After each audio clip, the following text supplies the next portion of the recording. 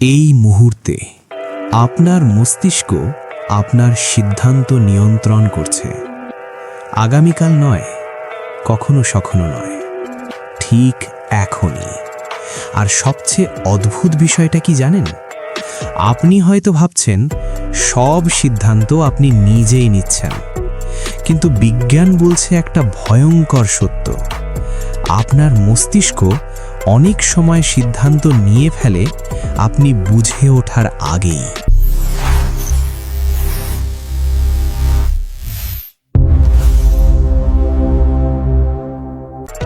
মানে আপনি যে সিদ্ধান্তগুলোকে নিজের সিদ্ধান্ত ভাবছেন, সেগুলো হয়তো আগেই ঠিক হয়ে গেছে। একটা দৃশ্য কল্পনা করুন। আপনি ফোনটা হাতে নিলেন, একটা অ্যাপ খুললেন, তারপর স্ক্রোল করতে শুরু করলেন। সত্যি করে বলুন, এটা কি আপনি সিদ্ধান্ত নিয়ে করেছিলেন, নাকি আপনার মস্তিষ্ক আপনাকে সেটা করতে বাধ্য করেছে? গবেষকরা একটা চমকে দেওয়া বিষয় আবিষ্কার করেছেন। মানুষ কোনো সিদ্ধান্ত নেওয়ার আগে তার মস্তিষ্কে সিদ্ধান্তের সংকেত দেখা যায় মিলি সেকেন্ড আগেই। মানে আপনার মস্তিষ্ক প্রস্তুতি নিয়ে ফেলে, তারপর আপনি অনুভব করেন যেন আপনি সিদ্ধান্ত নিয়েছেন। তাহলে কি আমরা সত্যিই নিয়ন্ত্রণে আছি, নাকি আমাদের সচেতন মনটা শুধু গল্পটা বলে যায়, চালক নয়, শুধু বর্ণনাকারী? আপনার মস্তিষ্ক একটা জিনিস সবচেয়ে বেশি পছন্দ করে, সহজ পথ। কারণ গভীরভাবে চিন্তা করা মস্তিষ্কের জন্য খুব ব্যয়বহুল কাজ, অনেক শক্তি লাগে। তাই আপনার মস্তিষ্ক একটা শর্টকাট তৈরি করে। মনোবিজ্ঞানীরা একে বলেন কগনিটিভ বায়াস। এই শর্টকাটগুলো দ্রুত সিদ্ধান্ত নিতে সাহায্য করে, কিন্তু একই সাথে চুপি চুপি আপনার চিন্তাভাবনাও নিয়ন্ত্রণ করে। ধরুন, আপনি ভাবেন আপনার প্রিয় খাবারটা আপনি নিজে বেছে নিয়েছেন, কিন্তু বাস্তবে আপনার মস্তিষ্ক শুধু পুরনো অভ্যাসটাই পুনরাবৃত্তি করছে। আপনি মনে করছেন আপনি সিদ্ধান্ত নিচ্ছেন, কিন্তু আসলে আপনি চলছেন অটো পাইলটে। আপনার মস্তিষ্কে একটা প্রাচীন সিস্টেম আছে যার একটাই কাজ, আপনাকে বাঁচিয়ে রাখা। এর নাম অ্যামিগডালা। এই ছোট্ট অংশটা বিপদ বুঝতে পারে মুহূর্তের মধ্যেই। সমস্যাটা কোথায় জানেন? আজকের অনেক সাধারণ পরিস্থিতিকেও মস্তিষ্ক প্রাচীন বিপদ হিসেবে দেখে। যেমন মঞ্চে কথা বলা, নতুন কিছু চেষ্টা করা, বড় কোনো ঝুঁকি নেওয়া। আপনার মস্তিষ্ক এগুলোকে বিপদ মনে করে, তারপর ভয়ের সংকেত পাঠায়।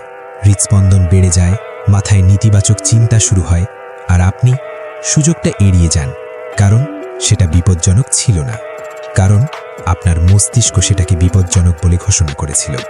এবার কথা বলি আরেকটা শক্তিশালী জিনিস নিয়ে, ডোপামিন। ডোপামিন হলো মস্তিষ্কের পুরস্কার রাসায়নিক।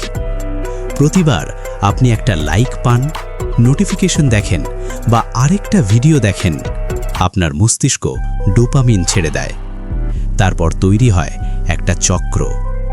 মস্তিষ্ক পুরস্কারটা মনে রাখে, তারপর আপনাকে আবার সেই কাজ করতে বাধ্য করে। আবার আবার আরও আবার। হঠাৎ আপনি বুঝতে পারেন 1 ঘন্টা কেটে গেছে, আপনি এখনও স্ক্রল করছেন, কিন্তু মনে নেই আপনি শুরু করার সিদ্ধান্ত কখন নিয়েছিলেন। এবার বিষয়টা আরও অদ্ভুত হয়ে যায়। অনেক মনোবিজ্ঞানী মনে করেন ফ্রি উইল হয়তো আমরা যেভাবে ভাবি সেভাবে কাজ করে না।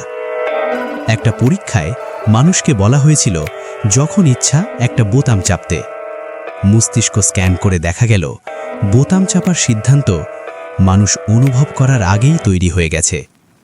মানে আপনার মস্তিষ্ক আগে সিদ্ধান্ত নেয়, তারপর আপনি অনুভব করেন যেন আপনি সিদ্ধান্ত নিয়েছেন।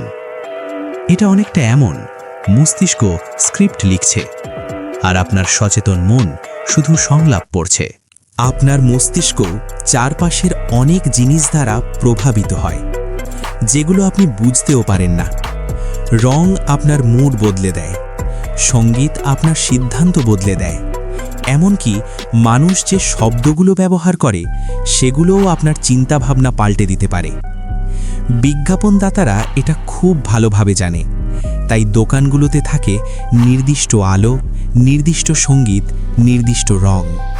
আপনার মস্তিষ্ক এগুলোর প্রতি সঙ্গে সঙ্গে প্রতিক্রিয়া দেয়, আর হঠাৎই আপনি এমন কিছু কিনে ফেলেন যেটা কেনার কোনো পরিকল্পনাই ছিল না।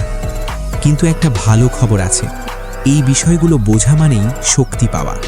কারণ একবার আপনি প্যাটার্নগুলো দেখতে শুরু করলে আপনি সেগুলো থামাতে পারবেন, প্রতিক্রিয়া দেওয়ার আগে থামতে পারবেন, নিজের ইচ্ছাগুলোকে প্রশ্ন করতে পারবেন, আর ধীরে ধীরে আপনি নিয়ন্ত্রণটা ফিরে পাবেন।